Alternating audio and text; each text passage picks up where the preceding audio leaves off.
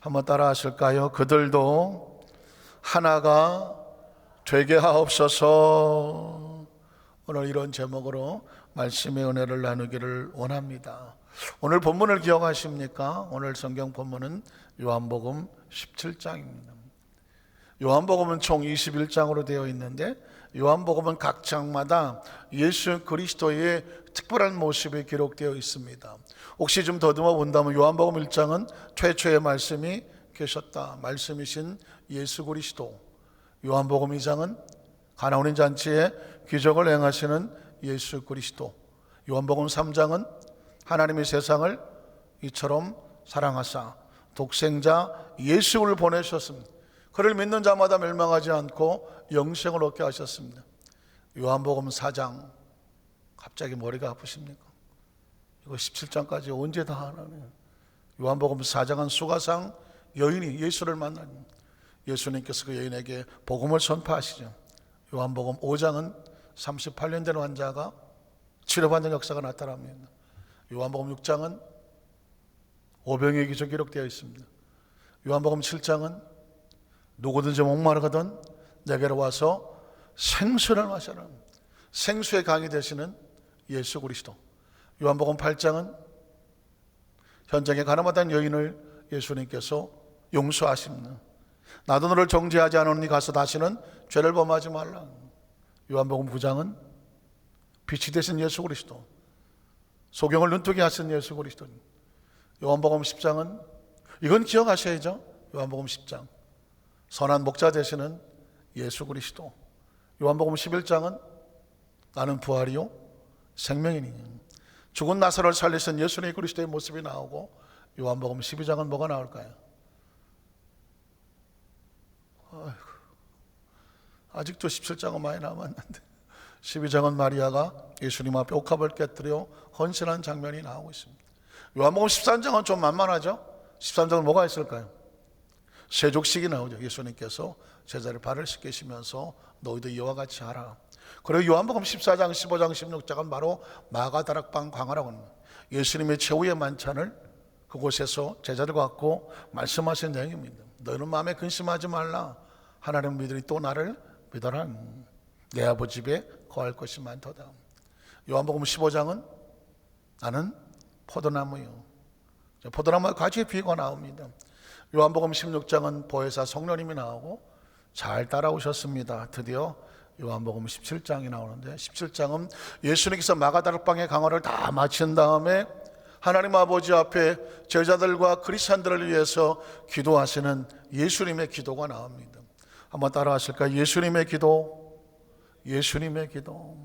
예수님의 제자들을 위해서 그리고 그리스도인들을 위한 눈물의 기도가 요한복음 17장에 나오는데, 그 17장의 기도주의 주제 중에 하나가 뭐냐면, 안에 핵심 주제가 뭐냐면 그들로 하나가 되게 하여 주시옵소서.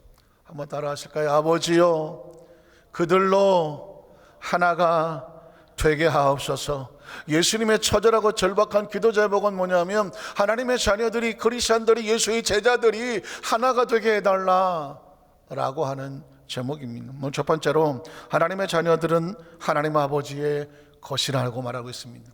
한 번 더 따라 하실까요? 하나님의 자녀들은 하나님 아버지의 것입니다. 굉장히 중요한 거죠. 이건 누가 얘기한 것이 아니라 예수님의 친히 그의 기도 가운데에 우리가 누구의 것인가를 선포하고 있습니다. 요한복음 17장 9절을 보니까 이렇게 시작합니다. 내가 그들을 위하여 피옵나니. 내가 누구인가요? 말씀이신 예수 그리스도. 제가 아까 요한복음 1장 2장서부터 17장까지 말씀을 드렸는데 기적을 행하시는 예수 그리스도, 구원자 되신 예수 그리스도.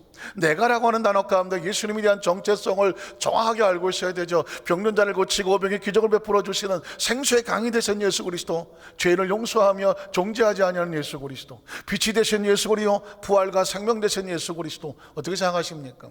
친히 낮추셔서 제자들의 발을 씻기면서 너희도 같이 서로 섬겨주라. 세계명을 준다. 너희가 서로 사랑하라. 내가 아버지께로 간다. 가서 처소를 예비한다. 다시 와서 너희를 나 있는 곳에 영원히 있게 하리라. 내가 길이요 진리요 생명이다. 내가라고 하는 말 가운데 예수님의 이런 모습이 기록되어 있다는 것입니다. 그리고 말씀하지 않습니까? 난 포도나무고 너희는 가지니까 뜰래야 뜰 수가 없으며 가지는 그 줄기에 붙어야 생명을 얻는 것처럼 너희가 하나님 안에 내 안에 있을 때 하나님의 생명을 얻는다고 말씀하는 것입니다. 우리는 성경 속에서 단어 하나 속에 담겨있는 엄청난 이 함축성과 의미와 의도를 깨닫게 됩니다. 내가, 한번 따라 하실까요? 내가. 그 내가라고 말씀하신 예수 그리스도의 자신의 선포 선언이죠. 내가, 예수 그리스도가 그들을 위하여. 그들이 누굴까요? 그들이 누굴까요? 이 세상에 무수히 많은 영혼들이 있지만 예수님께서 이 땅에 오신 것을 구주로 믿고 예수를 구주로 믿고 하나님의 자녀된 그들입니다. 영접하는 자 곧 그 이름을 믿는 자들에게는 하나님의 자녀가 되는 권세를 주었습니다. 그를 믿는 자마다 멸망하지 않고 영생을 얻게 하려 했습니다. 반대로 믿지 않은 자는 영생을 얻지 못하며 하나님의 자녀가 되지 못하는 두 종류의 사람이 있는데 예수님께서 누구를 해서 기도하시느냐? 그들, 예수를 믿는 하나님의 자녀들, 그들 속에는 저와 여러분이 있는 것이죠. 예수님을 구주로 믿으시면 아멘 하시기 바랍니다. 성경의 기록으로 끝나지 않은 이유가 뭐냐면 우리가 예수를 구주로 믿으면 그들 속에 우리가 들어가는 거죠. 예수님께서 우리를 하나님의 자녀로 여기시고 위하여 기도하는 것입니다. 내가 비옵나니. 또 말씀합니다. 내가. 성경 속에서 예수님의 존재를 드러낼 때 가슴이 뭉클거려야 되는 거죠. 말씀을 하는 예수님의 마음과 의도가 깨달아져야 되죠. 이건 기록이 아니란 말입니다. 성경은 기록이 아니라 마음입니다. 하나님의 의도가 있고 비전이 있고 눈물이 있고 하나님의 메시지가 있으며 하나님의 계획이 있는 것이죠. 그 속에 우리가 담겨져 있다고 한다면 그 계획 하나하나가 우리를 향한 계획이니까 그걸 붙잡는 것을 믿음이라고 말하고 붙잡으면 말씀이 우리를 끌어가는 것입니다. 내가 비옵는 것은 세상을 위함이 아니다. 여기서 말하는 그들과 세상의 분리가 되는 것이죠. 여기서 말하는 세상은 뭐냐면 이 3차원의 시간과 공간의 제한을 받는 이 엄청난 이 3차원의 세계 속에 두 가지 영혼이 있는 것이죠. 구원받은 영혼이 있고 구원받지 못한 영혼, 살아있는 영혼이 있고 죽어버린 영혼이 있습니다. 예수 그리스도께서 누구를 해서 비울고 기도합니까? 세상을 위한 것이 아니라고 말하고 있습니다. 안타깝지만 산자와 죽은 자가 갈라지는 것이죠. 어느 어머니가 임종을 앞두고 자녀들을 놓고 한 사람 한 사람 인사를 합니다. 장남, 둘째, 셋째, 마지막 막내를 놓고 그 어머니가 손을 놓지 못합니다. 막내야, 내가 너를 두고 어떻게 가냐? 눈물을 흘리고 손을 놓지 못합니다. 그때 옆에 지켜보던 형제들이, 아니 어머니는 그렇게 막내를 이뻐하시고 막내를 위해서 그렇게 애를 쓰시더니 이 마지막 순간에도 자식들을 차별하냐고. 아니 장남, 둘째, 셋째는 그냥 평범하게 인사를 하는데 막내를 붙잡고 왜 이렇게 우냐고. 우리도 다 자식이라고. 왜 이렇게 막내만 위하냐고. 우리 그렇지 않아도 엄마 때문에 상처 많이 받았다고. 그때 그 어머니가 했던 말을 기억합니다. 그 어머니가 이렇게 했다고 하죠. 야 장남, 너는 예수를 잘 믿지 않냐? 우린 천국에서 만나지. 둘째도 마찬가지 아니냐? 너 셋째도 마찬가지잖아. 야, 이 막내는 예수를 안 믿어. 예수를 안 믿어. 이제 헤어지면 영원한 마지막이야. 영원한 마지막. 그래 내가 어떻게 손을 놓냐? 어떻게 생각하십니까? 똑같은 배를 아파난 자식이라고 할지라도 이 땅에선 자식이지만 영원이라는 의미 앞에서는 죽은 자와 산 자가 갈라지는 것입니다. 예수님도 마찬가지입니다. 예수님 앞에서 불쌍하지 않은 영혼이 어디 있습니까? 그럼에도 불구하고 내가 오늘 이 시간에 절박하게 기도하는 이유는 뭐냐면 세상을 위한 죽어버린 영혼을 기도하는 것이 아니라 하나님의 자녀들, 그들 하나님의 백성들을 위해서 기도하는 것이죠. 내가 비옵는 것은 세상을 위함이 아니다. 내게 주신 자들이라고 말하는 것입니다. 어쩌게 보면 예수님의 기도의 내용이 길기도 하고 그 말이 그 말 같기도 해서 헐핏 지나가기 쉽지만 그 하나하나를 보면 그리스도인의 정체성이 나와 있습니다. 내게 주신 자들, 그들이 누구냐? 하나님 아버지께서 예수 그리스도에게 맡기신 영혼입니다. 그래서 그를 믿는 자마다 멸망하지 않고 영생을 얻게 한다. 예수 그리스도를 말미암아 하나님의 소유가 되는 것이죠. 예수 그리스도를 말미암아 이 땅에 왜 그렇게 많은 구원자, 메시아, 별의별 사람들이 다 돌아다녀도 오직 예수 그리스도에 되는가? I am the way, 오직 한 길. I am the life, 오직 한 생명. I am the truth, 오직 한 진리는 뭐냐? 예수 그리스도를 통해서만이 하나님의 자녀된 소유가 되기 때문입니다. 내게 주신 자들, 예수 그리스도만 말미암아 하나님 아버지께서 예수님에게 주어진 자들을 위해서 예수님께서는 기도하신다고 말했습니다. 이 이야기는 뭐냐면 세상은 그렇게 갈라지는 것입니다. 그리고 그들은 아버지의 것이라고 말씀하고 있습니다. 이 말씀이 어떻게 보면 성경 속에서 성경을 읽는 크리스찬들에게 가장 축복된 언어는 뭐냐? 이 단어라고 생각합니다. 한번 따라 하실까요? 그들은 아버지의 것입니다.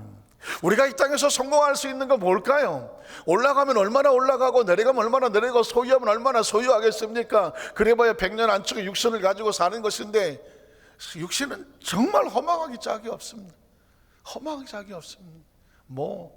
다 아는 얘기라 굳이 강조할 것도 없지만 인생은 100년 안짝이에요. 아무리 잘 나가던 육신도 나이 많아 임종을 앞두면 초라하기 짝이 없지 않습니까? 그런데 그 어떤 것을 놓고 무슨 절세 가인 무슨 왕후 장사 영웅 호걸 다 갖다 대더라도 황성예태에 가면 하나도 없다는, 월색만 조유하다고 하다가 하나님의 이 땅의 생명이 가장 최고의 축복은 뭐냐면 하나님의 것이 되는 것입니다. 한번 따라 하실까요? 하나님의 것, 하나님의 것, 하나님의 것입니다.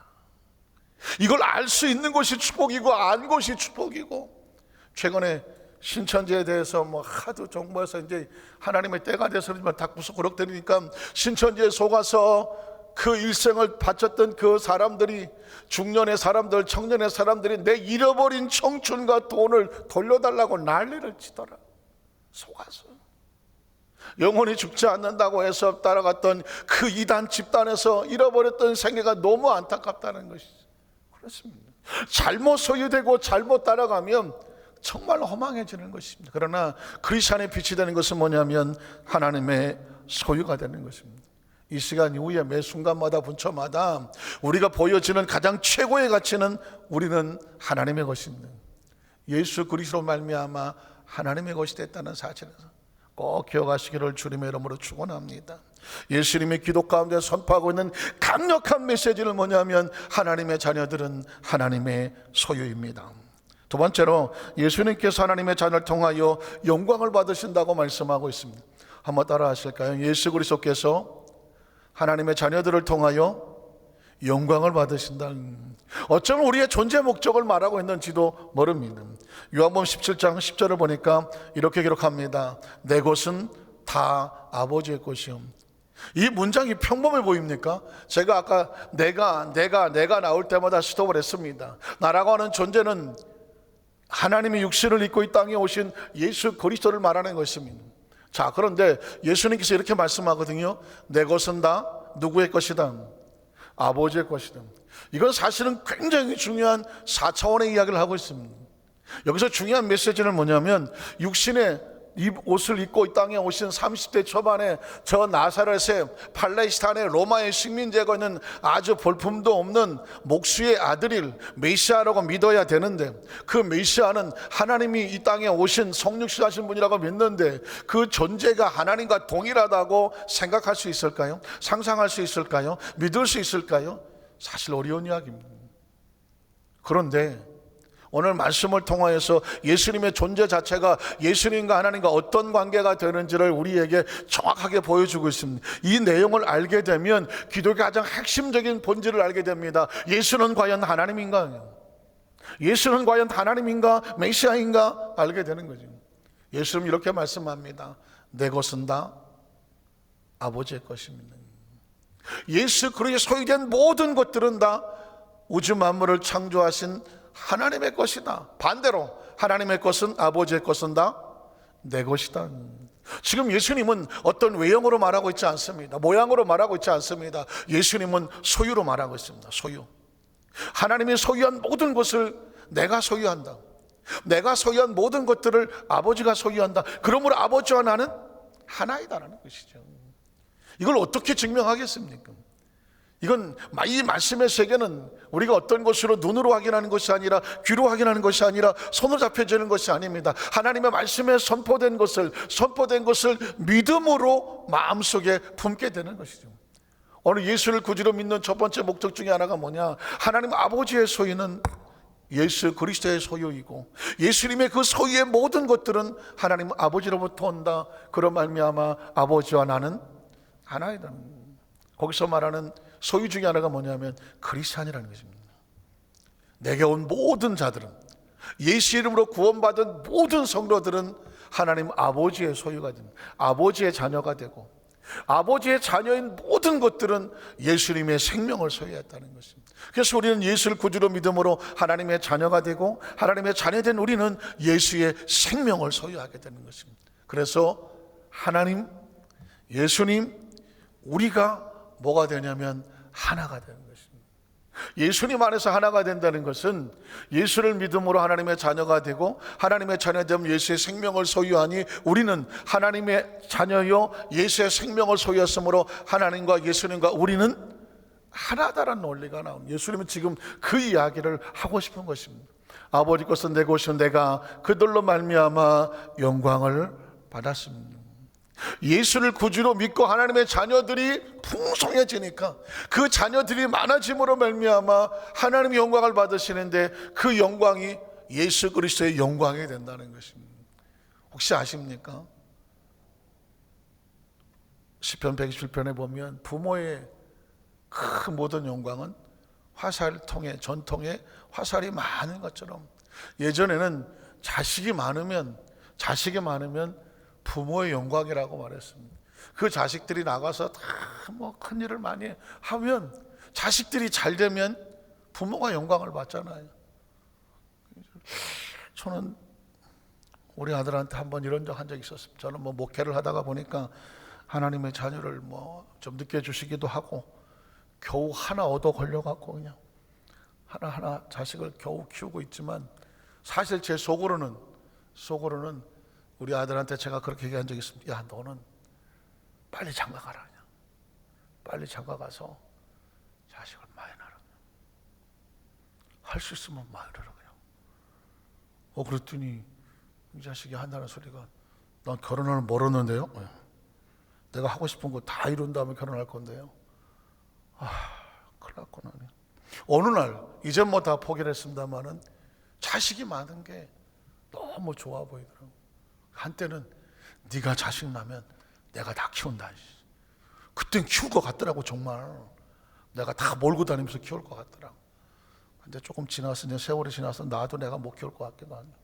어쨌거나 성경에 보면 하나님은 예수 그리스도를 말미암아 하나님의 구원받은 백성이 많아지는 것을 하나님께서 영광을 받으신다고 말하고 그 통로가 되는 예수 그리스도는 예수로 말미암아 하나님 자녀들이 많아지니까 예수님이 영광을 받으신다고 말합니다. 그래서 성경 속에서 하늘나라의 큰 상급 중에 하나가 뭡니까? 수많은 영혼을 많은 사람을 옳은 대로 인도하는 사람은 하늘의 별처럼 빛난다 영광을 말하고 있거든요.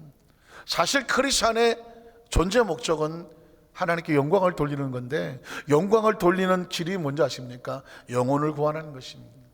성령 충만을 왜 주시겠습니까? 오순절 성령 충만은 왜 있습니까? 교회는 왜 있습니까? 사명은 왜 있습니까? 보혜사는 왜 있습니까? 너희가 위로부터 내린 성령을 충만함을 받고 나가서 예루살렘과 유다와 사마리아 땅까지 내 복음을 전하는 위트니스는 증인이 되라는 것입니다. 복음을 전하는 자가 되라는 것입니다. 이 과정을 통해서 놀라운 비밀은 뭐냐면 예수님이 영광을 받으시고 하나님이 영광을 받으시는 줄로 믿습니다. 어쩌면 저와 여러분이 인생을 마무리 짓고 이 세상을 떠날 때에 정말 소중한 것은 뭘까? 소중한 것은 하나님 앞에 얼마나 많은 영광을 돌렸냐는 발인 예배를 저희 아버님 이제 출간을 하는 발인 예배 때 발인 예배 설교를 제가 했습니다. 그 전에 제가 다른 데서 이제 아버님 가까이 계시면서 목회를 할 때는 제 예배 때 꼭 참석을 하셔서 설교를 듣고 은혜를 많이 받고 걱정하시더라고요. 오늘 설교를 듣고 나는 거 보니까 내일 할 게 없을 것 같아. 그래서 뭐 한꺼번에 그렇게 많이 하지 말고 조금씩 하라고. 부모가 돼서 걱정하시더라고. 오늘 설교를 들으니까 뭐 그냥 일생 동안 할 걸 다 한 것 같다고. 다음에 조금씩 해야지. 앉아있는데 조마조마하더래. 저렇게 다 해버리면 다음 주에 뭐 하나, 다음 주에 뭐 하나. 제 기억이 나요. 저희 아버님 그렇게 설교를 들으면서 좀 조금씩 해. 너 다음 주에 할 거 없다. 내가 걱정된다. 야, 부모의 마음이죠. 그래서 제가 아버님 이제 마지막 이제 떠나실 때에 마지막 설교죠. 제가 아버님에게 들리는 하나님의 말씀으로 또 오신 분들에게 자식된 도리에서 또 이렇게 했는데, 그때 하나님 주신 말씀이 뭐냐면 신앙의 승리자라는 것이었습니다. 크리스천의 죽음은 절대 패배가 될 수가 없어요. 크리스천의 죽음은 승리라는 것이죠. 왜냐하면 여호수아 1장에 내종 모세가 죽었다는, 모세가 죽었다는 얘기는 엄청난 절망입니다. 이스라엘 백성들에겐 처절한 절망이죠. 그런데 하나님은 절망하지 않아요. 내종 모세가 죽었으나 여호수아야, 너는 마음을 강하게 하고 담대하라. 내가 모세와 함께 있었던 것처럼 너하고 똑같이 있어줄게. 그 얘기는 뭘까요? 마치 모세는 릴레이를 하는데 400m, 100m씩 4명이 달리는데 릴레이 주자와 같은 거예요. 크리스천들은 100m만 최선을 달리면 됩니다. 앞 사람한테 버튼을 넘겨주고 그리고 장렬하게 전사하는 거죠. 또 그 사람은 200m까지 장렬하게 달리는 거고 또 장렬하게 전사하는 겁니다. 바톤은 계속 가는 겁니다. 300m를 달리고 마지막 주자가 400m까지 달려서 테이프를 끊으면 그 승리는 같이 얻게 되는 거죠. 수천 년이 지난 지금 그리스의 복음은 믿음의 선배들이 최선을 달려왔어요. 그들은 지금 역사 속에 없습니다. 보이지도 않고 흔적 없이 사라졌지만 그들에게 주었던 복음의 바톤은 계속 달라오지 않습니까? 로마로 달려가고 유럽으로 달려가고 영국으로 달려가고 미국으로 달려가고 중국으로 달려가고 대한민국에 달려오고, 그것이 저와 여러분의 지금까지 달려와서 우리 손에 바톤이 있는 거거든요. 지금 우리가 살아 숨쉬는 동안 우리도 우리 다음 세대를 향하여 미친 듯이 달려가서 복음을 전해 주어야 됩니다. 살아있을 때, 말할 수 있을 때, 움직일 수 있을 때 달려줘야 됩니다. 그리고 우리는 장렬하게 전사를 하는 것입니다. 바울이 그랬잖아요. 내가 선한 싸움을 다 싸우고 나의 달려갈 길을 다 마쳤으니. 우리가 지구 역사 끝날 때까지 달려갈 수는 없어요. 우리에게 주어진 구간이 있단 말입니다. 그걸 일생이라고 말하는 것이죠. 그래서 최선을 다해 걸어가면, 저는 내종 모세가 죽었으니란 말이 절망으로 들리지 아니하고요, 하나님이 흥분하신 것처럼 들려요. 야, 모세가 최선을 다해 달려, 잘했어, 아주 잘했어. 이제 다음에 여호수아 네가 달리면 돼. 어떻습니까? 크리스천의 죽음은 바로 그런 것이 아닐까요? 최선을 다해서 달려서 이 세상에 장렬하게 우리의 마지막을 마무리한다고 할지라도 천국에서 만날 때 우리 등을 들으면 잘 달렸어, 잘했어, 너 잘했어.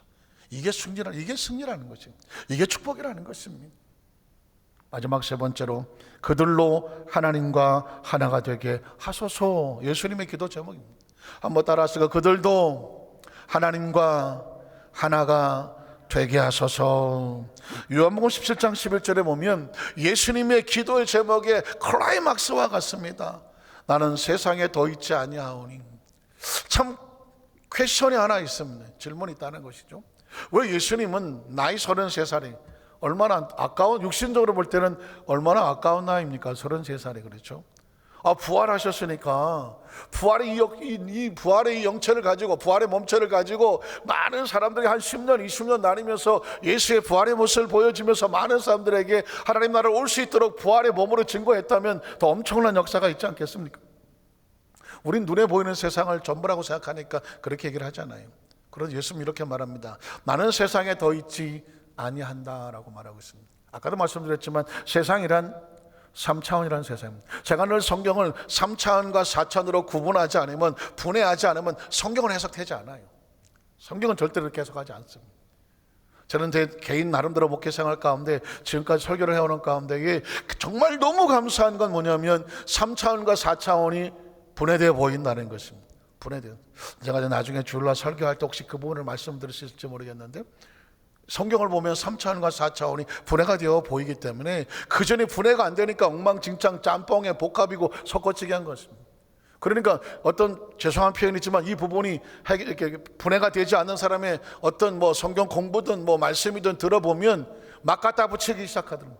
이만희의 그 요한계시록 해석이 그렇습니다. 제가 말씀드렸잖아요. 현실의 이야기를 요한계시를 갖다가 집어넣고 여기서 안 죽는다고 말한 얘기는 뭐냐면, 분명 성경은 영생을 말하고 있습니다. 맞는 이야기입니다. 예수를 믿으면 영생을 합니다. 그러나 3차원과 4차원이 구별이 안 되니까, 여기서 안 죽는다고 말하니까 3차원과 4차원이 구분이 안 되니까 이단이 나오고, 거기에 3차원과 4차원이 구분이 안 되니까 거기에 넘어가서 일생을 허망하게 버리잖아요. 예수님은 내가 이 세상에 더 있지 않는 그런 3차원의 세상에서 예수님 오셔서 복음을 전하고 구원의 대속의 제물로, 그게 사명의 끝입니다. 예수님은 그걸로 최선을 달리시고 그리고 자기 위치로 돌아가시는 것이거든요. 나는 세상에 더 있지 아니하오나 그들은 세상에 있다. 이야기는 뭐냐면, 그리스도들은 여전히 남아서 각자의 길을 달려가야 되는 것이죠. 나는 아버지께로 갑니다. 3차원일까요? 4차원일까요? 4차원이죠. 하나님의 자녀들은 누구를 막론하고 이 땅에서 각자 자기 길을 달려가고 그 다음에 원위치로 돌아가는 것입니다. 우리의 원치는 아버지께로 가는 것입니다. 아버지께로 가는 것. 그래서 지금 우리 땅엔 잠시, 마치 제가 400m 릴레이를 얘기를 했지만, 트랙에 들어간 사람은요 딱 100m만 뛰고 운동장 밖으로 나오는 것입니다. 100m를 뛰거나 운동장에 어슬렁거리는 것은 규정에도 맞지 않고 다른 사람의 방해가 되는 거예요. 그래서 우리는 딱 100m만 뛰는 거예요. 예수님도 각자 주어진 그 100m를 달리셨습니다. 다 달리고 어디로 갑니까? 아버지께로 나는 간다고 말합니다. 거룩하신 아버지요, 여기는 하나님의 나라를 말하고 하나님에 대한 책이 말하는 것입니다. 거룩한 아버지요, 내게 주신 아버지의 이름으로. 예수 그리스도가 30대 초반에 나사렛 목수의 아들이지만, 우리와 같이 평범한 육신을 가졌지만 그가 메시아인 것이고, 그에게 소속된 하나님의 정체성은 뭐냐? 하나님의 이름이 있다는 것이죠. 예수 그리스도는 하나님의 이름이 있습니다. 예수는 이 세상에서 저들의 죄를 구원하실 자죠. 그리스도는 뭐냐면 하나님의 기름 부으신 자거든요. 그러니까 예수 그리스도 하는 순간에 그는 세상의 사람이 아니라 하나님의 기름 부으신 하나님의 사람이죠. 자, 하나님의 이름을 주셨으므로 그들을 보존하사. 오늘 설교의 마지막 클라이막스는 뭐냐면 보존이란 단어입니다. 예수께서 원하시는 건 뭐냐면, 내게 하나님의 이름을 주셨으니, 그들이 누구라고 말했죠? 예수를 구주로 믿은 하나님의 자녀들이거든. 오늘 우리가 예수를 구주로 믿으면 우리를 말하는 것이거든요. 예수님께서 우리를 향하여 이렇게 합니다. 보존하사. 보존이라는 것은 보호하죠. 존생하고 존속하고 그리고 유지되고 나아가는 것을 말하는 것입니다. 그러니까 예수님께서 하나님 아버지에 기도하는 게 뭐냐면, 그리스도인들이 이 땅의 사명을 감당할 동안에 육신은 육신대로 보존이 되어져서 사명을 감당하고, 진짜 중요한 것은 뭐냐면 우리 영혼을 하나님 안에서 보존되게 하시옵소서.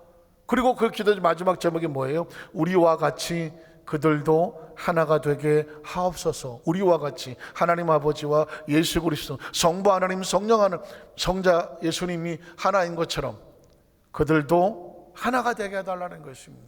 여기서 그들로 하나가 된다는 얘기는 그리스도의 하나의 동질성을 말할 수도 있으며, 그리고 하나님과 우리와의 동질성을 말할 수도 있는 것이죠. 말씀을 정리하기를 원합니다. 어떻게 보면 조금은 어려워 보일 수가 있을지 모르지만, 우리 교회 성도들은 이 정도는 다 따라오시고, 제가 수도 없이 말했던 3차원과 4차원의 분리를 말하고 있기 때문에 진짜 중요한 이야기는 이런 이야기입니다. 문둥병자가 낫고 무슨 암덩어리에 떨어져 나가고 어떤 기적의 역사가 나타나고, 이 이야기는 전부 다 예수 그리스도에게 나타나는 4차원의 능력을 보여주는 것이거든요.